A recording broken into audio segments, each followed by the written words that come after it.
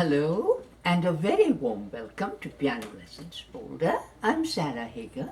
Today we will look at a delightful little piece for the piano, a song without words by Mendelssohn called Venetian Boat Song. So by 1810, the piano had acquired the beautiful mellow ringing tone both in the treble as well as in the bass, so that pianists could actually make the piano sing when they played because of its sustaining power on each bell-like key. And that is what made the nocturnes of Chopin possible. That's what made Mendelssohn's songs without words possible. Composers now could use this marvelous quality of the piano, its ability to sing, which has made it a beloved instrument around the world. So Mendelssohn wrote about 50 songs without words, Lied ohne Wörter, and this one, which I'm about to play, has an additional programmatic quality. He gave it the title of Venezianisches Gondellied, or, gondola song, Venetian gondola song. So he triggers the imagination of the performer. We imagine floating down a canal in Venice, past the marble palaces and listening to the gondolier's song.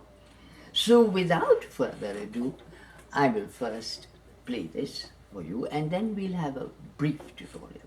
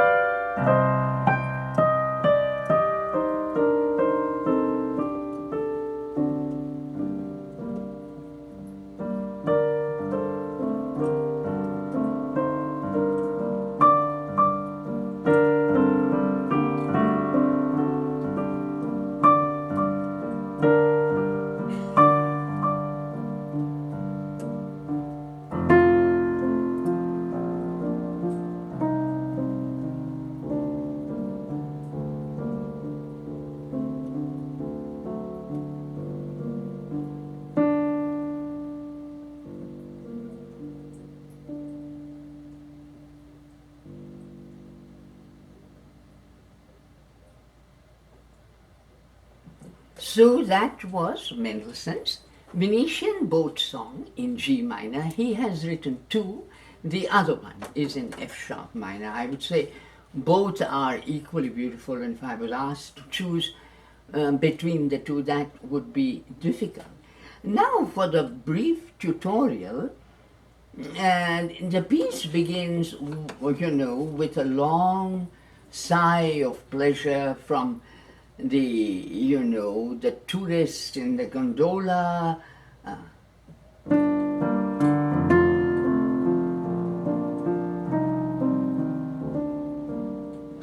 But before that, you hear the left hand doing,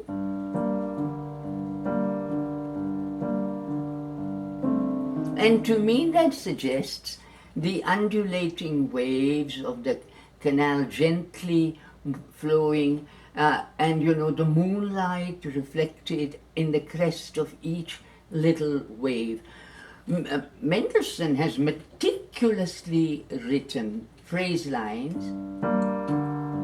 So normally when we would think 1, 2, 3, 4, 5, 6, we would think 1, 2, 3, 4, 5, 6, but he doesn't want it at all like that. He wants 1, 2, 3, 4, 5, 6, 1, 2. And that must be maintained throughout the piece, even when the left hand takes it up alone. 4, 5, 6, 1, 2, 3, 4, 5, 6. Please keep that in mind, because it's very important to Mendelssohn. He has drawn these little phrase lines from beginning to end about more than 50 times.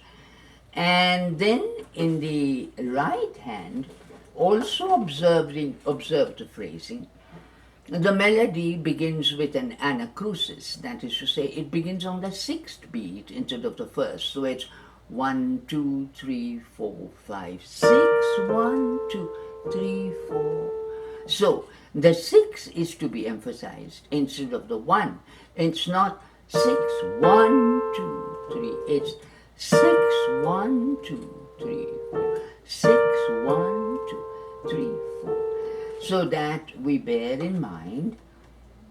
And then perhaps one word about the measures 32 and 33, which are a little difficult for the amateur pianist, particularly for like ourselves. So when he goes,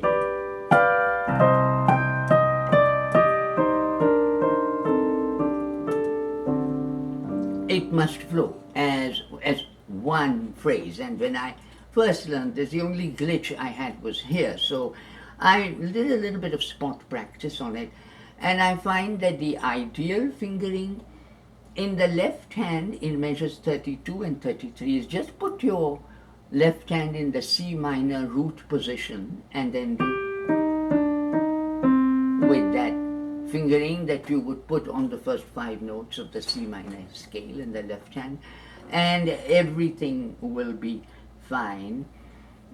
At the very end, the 2 Ds, you have, and then. So instead of playing both the Ds pianissimo, you can play the first one mezzo piano and the second one pianissimo. So once again, thank you so much for watching, and until we see each other again, happy piano playing.